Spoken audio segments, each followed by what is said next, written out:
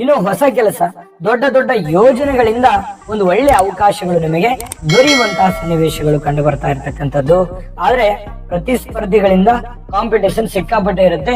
ಆ ಕಾಂಪಿಟೇಷನ್ ಗಳ ಬಗ್ಗೆ ನೀವು ಗಮನವನ್ನ ಹರಿಸಬೇಕು. ಅದನ್ನ ಹರಿಸಿದ್ದೇ ಆಯ್ತು ಅಂತಂದ್ರೆ ನೀವು ಮಾಡುವಂತ ಕಾರ್ಯದಲ್ಲಿ ಖಂಡಿತವಾಗ್ಲೂ ಸಕ್ಸಸ್ ಕಾಣುವಂತಹ ಸನ್ನಿವೇಶಗಳು ಬಹಳ ಸ್ಪಷ್ಟವಾಗಿ ಕಂಡು ಬರುತ್ತೆ.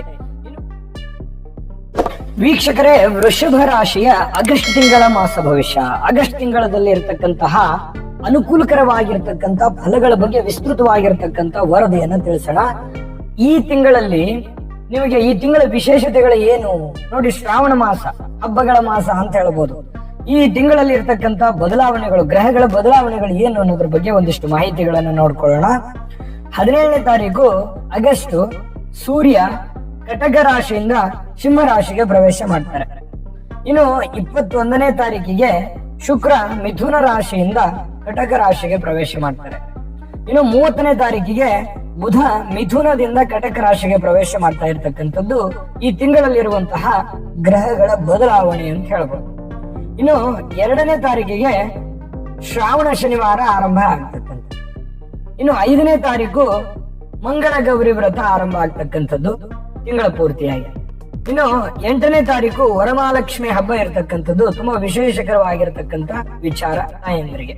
ಇನ್ನು 9ನೇ ತಾರೀಕು ನೂಲ ಹುಣ್ಣಿಮೆ, ರಕ್ಷಾಬಂಧನ ವಿಶೇಷವಾಗಿರ್ತಕ್ಕಂಥದ್ದು. ಇನ್ನು 11ನೇ ತಾರೀಕು ಗುರು ರಾಘವೇಂದ್ರ ಸ್ವಾಮಿ ಆರಾಧನೆ ಇರತಕ್ಕಂಥದ್ದು. ಇನ್ನು 16ನೇ ತಾರೀಕು ಕೃಷ್ಣ ಅಷ್ಟಮಿ ಇರತಕ್ಕಂಥದ್ದು. ಇನ್ನು 23 ಬೆನಕನ ಅಮಾವಾಸ್ಯೆ, ಅಂದ್ರೆ ಈ ಶ್ರಾವಣ ಮಾಸ ಮುಗಿದು ಭಾದ್ರಪದ ಮಾಸ ಪ್ರಾರಂಭ ಆಗುವಂಥದ್ದು 23ನೇ ತಾರೀಕಿಗೆ. ಇನ್ನು 26ನೇ ತಾರೀಕಿಗೆ ಸ್ವರ್ಣ ಗೌರಿ ವ್ರತ ಕೂಡ ಆಚರಣೆ ಮಾಡ್ತಾ ಇರತಕ್ಕಂಥದ್ದು ಈ ತಿಂಗಳ ವಿಶೇಷ ಆಗಿರುವಂಥದ್ದು. ಇನ್ನು ಬಹಳ ವಿಶೇಷವಾಗಿ ಆಗಸ್ಟ್ ತಿಂಗಳಲ್ಲಿ ವೃಷಭ ರಾಶಿಯವರಿಗೆ ಇರ್ತಕ್ಕಂಥ ಫಲಗಳ ಬಗ್ಗೆ ನಾವಿಲ್ಲಿ ನೋಡ್ಬೇಕಾಗ್ತದೆ. ವೃಷಭ ರಾಶಿಯವರಿಗೆ ಮಿತ್ರ ರಾಶಿ ಬಂದು ಮಕರ ಮತ್ತು ಕುಂಭ ಆಗಿದೆ. ಶತ್ರು ರಾಶಿ ಬಂದು ಸಿಂಹ, ಧನಸ್ಸು, ಮೀನ ರಾಶಿ ಆಗಿರತಕ್ಕಂಥದ್ದು.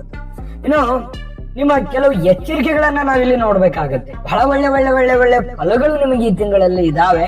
ಆದ್ರೆ ಆ ಒಳ್ಳೆ ಫಲಗಳ ಬಗ್ಗೆ ಖಂಡಿತ ವಿಸ್ತೃತವಾಗಿ ತಿಳಿಸ್ಕೊಡ್ತೇನೆ. ಆದ್ರೆ ಎಚ್ಚರಿಕೆ ಏನಿರಬೇಕು, ಈ ತಿಂಗಳಲ್ಲಿ ಯಾವ ವಿಚಾರಕ್ಕೆ ಸಂಬಂಧಪಟ್ಟಂತ ಎಚ್ಚರಿಕೆಗಳನ್ನ ನೀವು ಅನುಸರಿಸಿದ್ರೆ ನಿಮ್ಗೆ ಒಳ್ಳೇದಾಗತ್ತೆ ಎನ್ನುವಂತ ವಿಚಾರವನ್ನ ನೀವು ಇಲ್ಲಿ ಗಮನಿಸಬೇಕಾಗತ್ತೆ. ನೋಡಿ, ಈ ತಿಂಗಳಲ್ಲಿ ಅನವಶ್ಯಕವಾಗಿರ್ತಕ್ಕಂತ ಪ್ರಯಾಣವನ್ನ ಮಾಡಬಾರದು. ಎಲ್ಲೋ ಒಂದು ಪ್ರಯಾಣವನ್ನ ಅನವಶ್ಯಕವಾಗಿ ಮಾಡ್ತಾ ಇದ್ದೀರಿ, ನಿಮ್ಮ ಮನಸ್ಸಿನ ಸಂತೋಷಕ್ಕಾಗಿ ಮಾಡ್ತಾ ಇದ್ದೀರಿ, ದೂರದ ಪ್ರಯಾಣ ಮಾಡ್ತಾ ಇದ್ದೀರಿ, ಕೆಲಸದ ನಿಮಿತ್ತ ಮಾಡ್ತಾ ಇದ್ರು ಕೂಡ ಲಾಭ ಎಷ್ಟಿದೆ, ಸಮಯ ಎಷ್ಟು ಹೋಗುತ್ತೆ, ಆರೋಗ್ಯದ ಸ್ಥಿತಿಗತಿ ಏನಾಗಬೇಕು, ಇದನ್ನೆಲ್ಲವನ್ನು ನೀವು ಗಮನದಲ್ಲಿ ಇಟ್ಕೊಂಡು ಈ ಕಾರ್ಯಕ್ಕೆ ಕೈ ಹಾಕ್ಬೇಕಾಗತ್ತೆ. ಯಾಕಂತಂದ್ರೆ ಈ ಪ್ರಯಾಣದಿಂದ ಆಗ್ತಕ್ಕಂತ ಸಮಸ್ಯೆಗಳು ಏನು, ಆರೋಗ್ಯ ನಷ್ಟ ಆಗುವಂಥದ್ದು, ಅಂದ್ರೆ ಆರೋಗ್ಯದ ಮೇಲೆ ಸರಿಯಾಗಿ ಊಟ ಇರಲ್ಲ, ನಿದ್ದೆ ಇರಲ್ಲ, ಆರೋಗ್ಯದ ಮೇಲೆ ಸಹಜವಾದ ಪರಿಣಾಮಗಳು, ಹಣಕಾಸಿನ ಮೇಲೆ ಪರಿಣಾಮಗಳು, ದುಡ್ಡು ನಷ್ಟ, ಸಮಯ ನಷ್ಟ, ಆರೋಗ್ಯ ನಷ್ಟ, ಈ ರೀತಿ ಸಹಜವಾಗಿ ಆಗುವಂತ ಪ್ರಕ್ರಿಯೆ. ಹಾಗಾಗಿ ತೀರಾ ಅವಶ್ಯಕತೆ ಇದೆ ಅಂತಂದ್ರೆ ಖಂಡಿತ ಮಾಡಿ, ದೊಡ್ಡ ಪ್ರಮಾಣದ ಲಾಭ ಇದೆ ಅಂತಂದ್ರೆ ಖಂಡಿತ ಮಾಡಿ. ಆದ್ರೆ ವಿಲಾಸಕ್ಕಾಗಿ, ಸಂತೋಷಕ್ಕಾಗಿ ಅಥವಾ ಪರವಾಗಿಲ್ಲ ಅನ್ನುವಂತ ಮಟ್ಟದಲ್ಲಿರುವಂತ ಪ್ರಯಾಣ, ದೀರ್ಘಕಾಲೀನ ಪ್ರಯಾಣ, ತುಂಬಾ ದುಡ್ಡನ್ನ ಖರ್ಚು ಮಾಡುವಂತ ಪ್ರಯಾಣ ದಯವಿಟ್ಟು ಬೇಡ ಅಂತ ಹೇಳ್ತಾ ಇದ್ದೇನೆ. ಇದ್ರ ಬಗ್ಗೆ ನಿಮಗೆ ಗಮನಕ್ಕಿರಬೇಕು. ಇನ್ನು ಅನಿರೀಕ್ಷಿತವಾಗಿರ್ತಕ್ಕಂತ ಪರಿಸ್ಥಿತಿಯಲ್ಲಿ ನಿಮ್ಮ ತ್ಯಾಗ, ನಿಮ್ಮ ಮಮಕಾರ, ನೀವು ಯಾರಿಗೋ ಸಹಾಯ ಮಾಡಿರ್ತೀರಿ, ಅವರಿಂದ ನನಗೆ ಒಂದು ಒಳ್ಳೇದಾಗತ್ತೆ ಅನ್ನುವಂತ ನಿರೀಕ್ಷೆ ದಯವಿಟ್ಟು ಮಾಡಬೇಡಿ. ಎಲ್ಲರನ್ನೂ ನೀವು ಪ್ರೀತಿಸ್ತೀರಿ, ಎಲ್ಲರನ್ನೂ ಗೌರವಿಸ್ತೀರಿ, ಎಲ್ಲರನ್ನೂ ಇವತ್ತು ಸಮಸ್ಯೆಗಳಿಂದ ಮುಕ್ತರನ್ನಾಗಿ ಮಾಡೋದಕ್ಕೆ ಪ್ರಯತ್ನ ಪಡ್ತಾ ಇರ್ತೀನಿ. ನಿಮ್ಮ ಹತ್ರ ಇಲ್ಲದೆ ಇದ್ರೂ ಪರವಾಗಿಲ್ಲ, ಅವರನ್ನ ಇಕ್ಕಟ್ಟಿನಿಂದ ಹೊರಗಡೆ ತರಬೇಕು, ಅವ್ರಿಗೆ ಸಹಾಯ ಮಾಡ್ಬೇಕು ಅನ್ನುವಂತ ಮನಸ್ಥಿತಿ ಅದು ನಿಮ್ ಮೊದಲಿಂದನೂ ಇದೆ. ಆದ್ರೇನು ನಾನು ಕಷ್ಟದಲ್ಲಿದ್ದೀನಿ, ನನಗೆ ಅವರಿಂದ ಸಹಾಯ ಸಿಗಬಹುದೇನೋ ಅನ್ನುವಂತ ನಿರೀಕ್ಷೆ ಮಾಡಬೇಡಿ. ಆ ತರದ ಸಂದರ್ಭಗಳು ತುಂಬಾ ಕಡಿಮೆ. ಹಾಗಾಗಿ ಇದು ಕೂಡ ಒಂದು ಎಚ್ಚರಿಕೆ ರೂಪದಲ್ಲಿರಲಿ. ಯಾಕೆ ಎಚ್ಚರಿಕೆ? ನಿಮ್ಮ ಬಲದ ಮೇಲೆ ನೀವಿರ್ಬೇಕು, ನಿಮ್ಮ ಸಾಮರ್ಥ್ಯದ ಮೇಲೆ ನೀವಿರ್ಬೇಕು, ನಿಮ್ಮ ಶಕ್ತಿ ಮೇಲೆ ನೀವು ಅವಲಂಬಿತರಾಗಿರ್ಬೇಕು. ಬೇರೆಯವ್ರ ಮೇಲೆ ಡಿಪೆಂಡ್ ಆಗಬಾರ್ದು. ನನ್ನ ಕೆಲಸಗಳನ್ನ ಬೇರೆ ಯಾರೋ ಮಾಡ್ತಾರೆ, ನನ್ನ ಕೆಲಸ ಅಣ್ಣ, ತಮ್ಮ, ಬಂಧು, ಬಳಗ, ನೆರೆಹೊರೆಯವರು, ಯಾರೋ ಬೇಕಾದವರು ಮಾಡ್ಕೊಡ್ತಾರೆ ಅನ್ನುವಂತ ದಯವಿಟ್ಟು ನಿರೀಕ್ಷೆಗಳನ್ನ ಇಟ್ಕೋಬೇಡಿ. ಮಾಡಿಕೊಡ್ಬಹುದು, ಆದ್ರೆ ನಿಮ್ಮ ಪ್ರಯತ್ನದ ಮೇಲೆ ನಿಮಗೆ ನಂಬಿಕೆ ಇರ್ಲಿ. ಮತ್ತೆ ನಿಮ್ಮ ಪ್ರಯತ್ನದ ಮೇಲೆ ನೀವು ಅವಲಂಬಿತರಾಗಿ ಆ ಕಾರ್ಯವನ್ನ ಮಾಡಿದಾಗ ಆ ಕಾರ್ಯದಲ್ಲಿ ನಿಮಗೆ ಅನುಕೂಲತೆ ಆಗುತ್ತೆ, ಸಿದ್ಧಿ ಆಗುತ್ತೆ, ಅವಕಾಶಗಳು ತುಂಬಾ ಚೆನ್ನಾಗಿರುತ್ತೆ.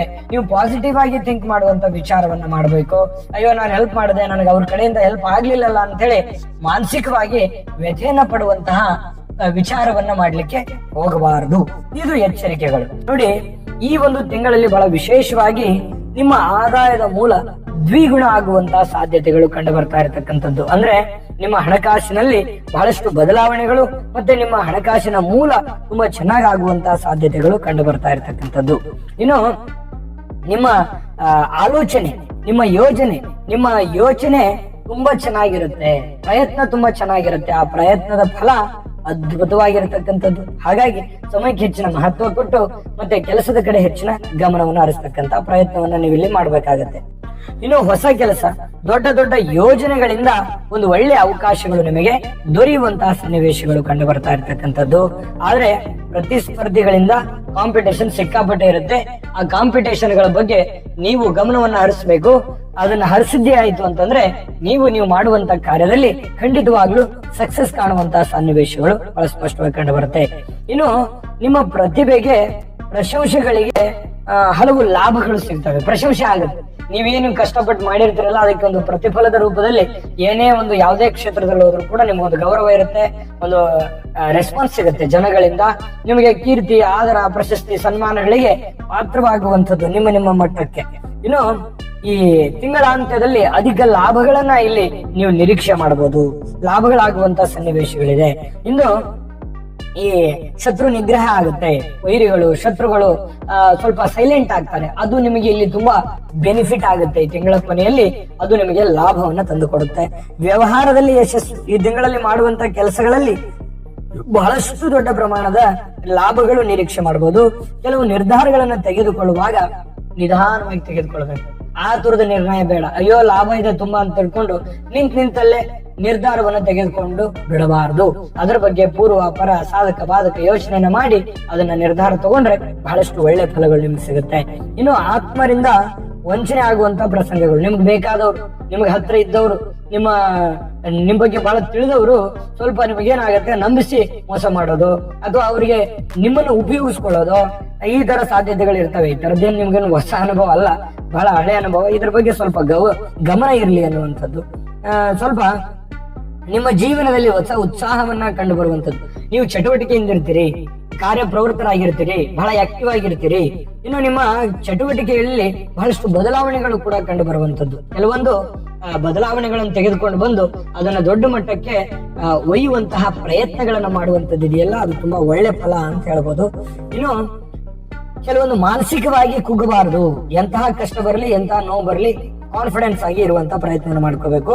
ಸ್ವಲ್ಪ ಈ ತೀರ್ಥ ಕ್ಷೇತ್ರ ದರ್ಶನದಿಂದ ನೆಮ್ಮದಿ ಸಿಗುತ್ತೆ, ಗುರುಗಳ ದರ್ಶನದಿಂದ ನೆಮ್ಮದಿ ಸಿಗುತ್ತೆ, ಹಿರಿಯರ ಮಾರ್ಗದರ್ಶನದಿಂದ ನಿಮಗೊಂದಿಷ್ಟು ನೆಮ್ಮದಿ ಸಿಗುವಂತದ್ದು. ಅದರಿಂದ ಮಾನಸಿಕವಾಗಿ ಮಾಡುವಂತ ಕಾರ್ಯಗಳಲ್ಲಿ ಲಾಭ ಆಗುತ್ತೆ.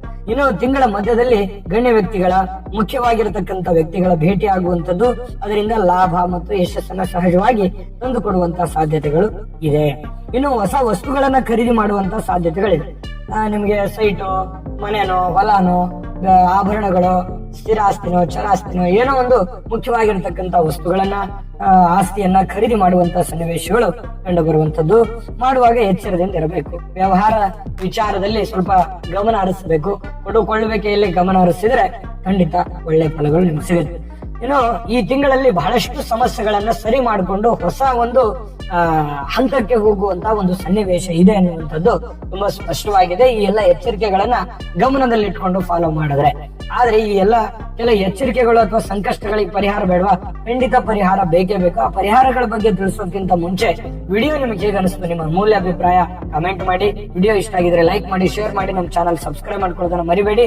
ವಿಡಿಯೋ ಕೆಳಗಡೆ ಡಿಸ್ಕ್ರಿಪ್ಷನ್ ಲಿಂಕ್ ಇದೆ, ಅಲ್ಲೂ ಕೂಡ 12 ರಾಶಿಯವರ ಈ ಒಂದು ಆಗಸ್ಟ್ ತಿಂಗಳ ಮಾಸ ಭವಿಷ್ಯದ ಲಿಂಕ್ ಸಿಗುತ್ತೆ. ನಿಮ್ಗೆ ಇಷ್ಟವಾಗಿರ್ತಕ್ಕಂಥ ಮಾಹಿತಿಯನ್ನ ನೋಡ್ಕೊಂಡು ತಿಳ್ಕೊಳ್ಳಿ ಅನ್ನುವಂತ ಮಾತನ್ನ ಹೇಳ್ತಾ ಪರಿಹಾರವನ್ನು ನೋಡೋಣ.